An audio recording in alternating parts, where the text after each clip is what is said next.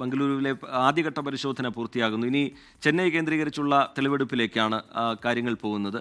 അവിടെ തന്നെ സ്മാർട്ട് ക്രിയേഷൻസുമായി ബന്ധപ്പെട്ടുള്ള ഇടപാടുകൾ എങ്ങനെയാണ് എന്നതിലടക്കം തെളിവെടുപ്പ് നടക്കാൻ പോകുന്നു.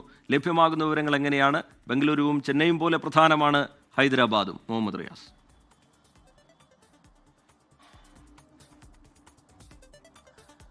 ടി കെ, നിലവിൽ ഇന്നലെ വൈകിട്ടോട് കൂടിയിട്ടാണ് ഉണ്ണികൃഷ്ണൻ പോറ്റിയെ ചെന്നൈയിലെ സ്മാർട്ട് ക്രിയേഷൻസിലേക്ക് എത്തിച്ചേക്കുന്നത്. അമ്പത്തൂരിലെ സ്മാർട്ട് ക്രിയേഷൻസിൽ ഇന്നലെ പരിശോധന നടത്തിയിരുന്നു. ഇന്നലെ വൈകിട്ട് ഏതാണ്ട് ഒരു 5 മണിക്കൂറിലധികം നീണ്ടു നിൽക്കുന്ന പരിശോധന ഈ സ്മാർട്ട് ക്രിയേഷൻസിൽ നടത്തി. ഇന്ന് സ്ഥാപനം അവധിയാണ്. പക്ഷേ രാവിലെ തന്നെ CEO പങ്കജ് ഭണ്ഡാരി സ്മാർട്ട് ക്രിയേഷൻസിലേക്ക് എത്തിയപ്പോൾ തന്നെ നമുക്ക് ഉറപ്പായിരുന്നു ഇന്നും ഈ സ്മാർട്ട് ക്രിയേഷൻസിൽ പരിശോധന ഉണ്ടാകുമെന്ന്. മാത്രമല്ല ഇന്നലെ SIT ചെന്നൈയിലാണ് ഉണ്ണികൃഷ്ണൻ പോറ്റിയുമായി തങ്ങിയത്.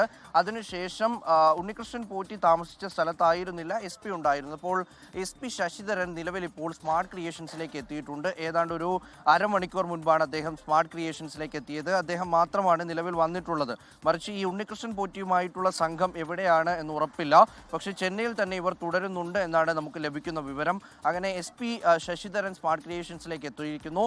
സ്മാർട്ട് ക്രിയേഷൻസിന്റെ CEO പങ്കജ് ഭണ്ഡാരി ഇതിനുള്ളിലുണ്ട്. അപ്പോൾ ഈ ചില രേഖകളൊക്കെ നേരത്തെ തന്നെ SIT സംഘം ഇവിടെ എത്തി അത് പിടിച്ചെടുത്തിരുന്നു. അതിനുശേഷമാണ് വീണ്ടും ഈ ഉണ്ണികൃഷ്ണൻ പോറ്റിയെ നിലവിൽ കസ്റ്റഡിയിലിരിക്കെ അദ്ദേഹവുമായി തെളിവെടുപ്പിന് വേണ്ടി സ്മാർട്ട് ക്രിയേഷൻസിലേക്ക് എത്തുന്നത്. നേരത്തെ അരുൺ പൂപ്പറമ്പ് സൂചിപ്പിച്ചതുപോലെ ഈ സ്വർണം വേർപെടുത്തിയത് ഇതിൽ സ്മാർട്ട് ക്രിയേഷൻസിന് കൃത്യമായ റോളുണ്ട്. അത് സ്മാർട്ട് ക്രിയേഷൻസിൽ വെച്ചല്ല വേർപെടുത്തിയതെന്ന് പറയപ്പെടുന്നു. പക്ഷേ എന്നാലും സ്മാർട്ട് ക്രിയേഷൻസിന് റോളുണ്ട് എന്ന തരത്തിൽ തന്നെയാണ് SITയുടെ അന്വേഷണം പുരോഗമിച്ചുകൊണ്ടിരിക്കുന്നത്. അത് ഏത് തരത്തിലാണ് അവരുടെ ഇടപെടൽ ഉണ്ടായത്, അതിനപ്പുറത്തേക്ക് ഈ സ്വർണം പൂശിയതിന് നൽകിയിരിക്കുന്ന ഒരു പണിക്കൂലിയുണ്ട്. ആ പണിക്കൂലിയുമായി ബന്ധപ്പെട്ട സ്വർണം കൂടി കണ്ടെത്തേണ്ടതായിട്ടുണ്ട്. അപ്പോൾ അതുമായി ബന്ധപ്പെട്ട അന്വേഷണം പുരോഗമിക്കും. എന്തായാലും ഉണ്ണികൃഷ്ണൻ പോറ്റി ഇനി ഒരിക്കൽ കൂടി ഇങ്ങോട്ടേക്ക് ഇന്ന് കൊണ്ടുവരുമോ എന്നുള്ളതാണ് ഇപ്പോഴത്തെ ഏറ്റവും പ്രധാന ചോദ്യം. T K. ശരി, മുഹമ്മദ് റഹീസ് വിശദാംശങ്ങൾ പങ്കുവയ്ക്കുകയായിരുന്നു.